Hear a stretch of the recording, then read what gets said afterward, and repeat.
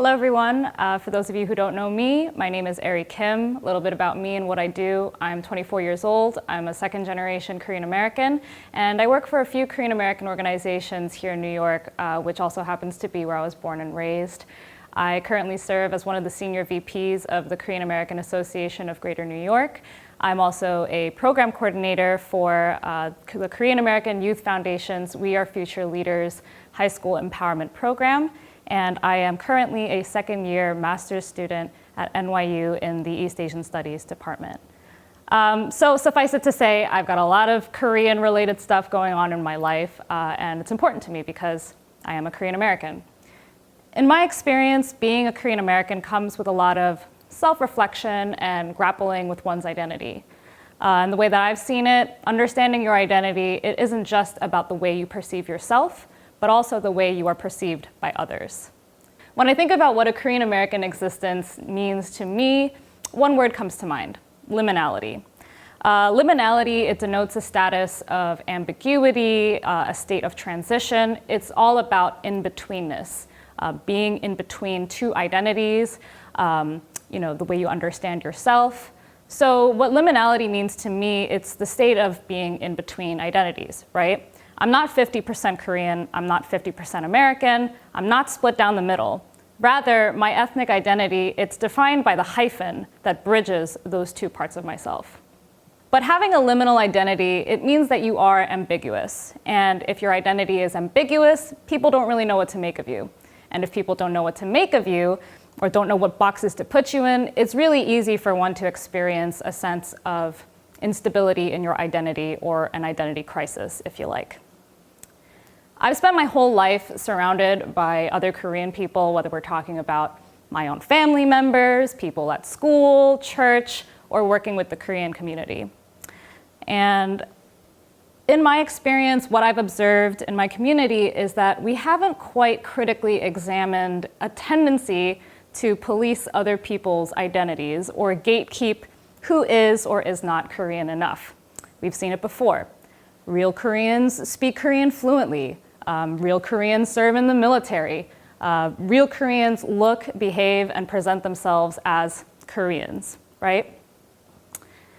As a second-gen Korean, this means that I was born and raised in the US and I speak English as my first language. And as a second-gen, I've experienced this kind of identity policing pretty much my entire life. As with everything in this world, it all starts in childhood. I recall being very young and my grandfather bemoaning to a room of his sons and his daughters-in-law about what a shame it is that none of his grandkids could speak Korean.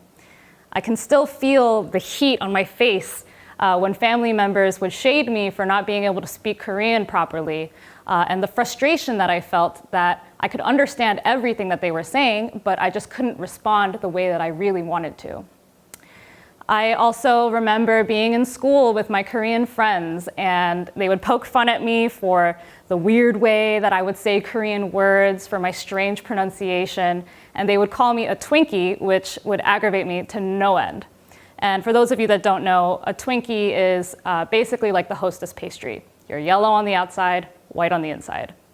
And to this day, I do get triggered by other Asians, especially other Korean people, that call me whitewashed or that I'm basically white. And if you look at this face, I'm clearly not a white person. So I think that the gatekeeping I had experienced all my life of being told I wasn't Korean enough, or that I was whitewashed or too American to have any ownership over a Korean identity, it had given me a new resolve. It's like my brain went, you know what, screw you guys. I'm going to learn Korean and speak it so well that you are fully shocked that I articulate myself so well, right? And I'm going to learn everything that I can about Korea so that none of you can tell me that I don't know anything about my culture. When I put it in those terms, I admit that it sounds like I started this journey of discovering my heritage out of pure spite towards other Koreans who told me I wasn't Korean enough. And maybe that's my Han, my felt humiliation, or this bottled up resentment that I had over the frustration of not being able to communicate with others the way that I had desperately wanted to, and the experiences of my Korean identity being denied by others. And so I set out to learn anything that I could about my Korean heritage, from reading Korean literature to gaining an intimate understanding of post-colonial Korea's social and political situations. But my outlook on what it means to be a Korean person changed completely once I had begun to educate myself about the diaspora. For me, it starts with learning about the ethnic Korean community in Japan. As I read literature by people like Kim Sa-ryang, Lee Yang-ji, Kaneshiro Kazuki, it occurred to me that while the struggles of Zainichi Koreans were not identical to my own experiences, I resonated so deeply with the way that these folks grappled with a Korean identity and what that meant to them. To be Korean in a place that was not your homeland, to be a Korean person navigating 2 or more cultures, struggling to have a stable sense of ownership over a Korean identity.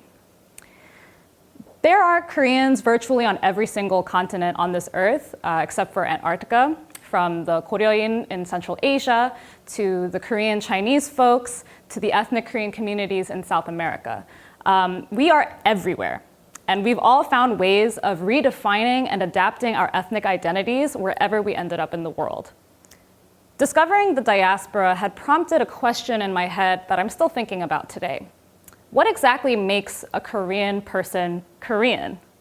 Because if we are to define it by the languages that we speak, the food that we eat, or where we grew up, nobody who calls themselves Korean is going to give the same answer.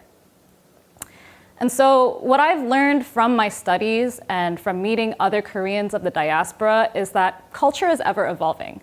It's never static, it's constantly in motion. And for so long, I had thought that through my studies, through learning and practicing my Korean, through surrounding myself with other Korean people, that I could somehow perfect my Koreanness and master my own identity and heritage.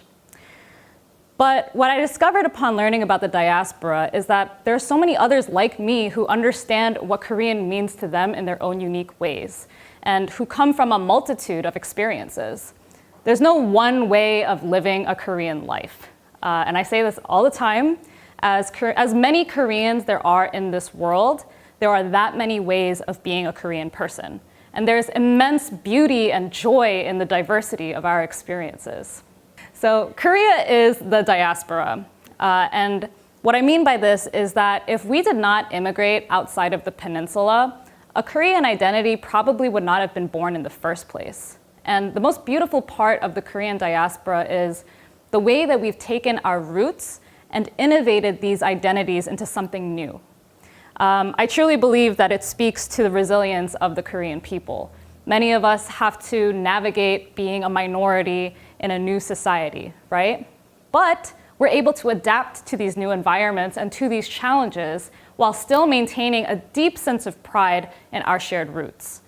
And these days I work with high school students as part of the Korean American Youth Foundation's Youth Empowerment Program. And I have the distinct honor and privilege of working with these amazing students that are from all over America. And they come from really diverse backgrounds as well. Some of them are 3rd and 4th generation. Some of them come from multicultural families. Some of them speak languages other than English and Korean at home. And they're at their age where I was struggling with feeling Korean enough. And so maybe this is kind of me trying to retroactively fix my childhood or my adolescence, but I constantly tell them that there's no right or correct way of being a Korean person. They just are.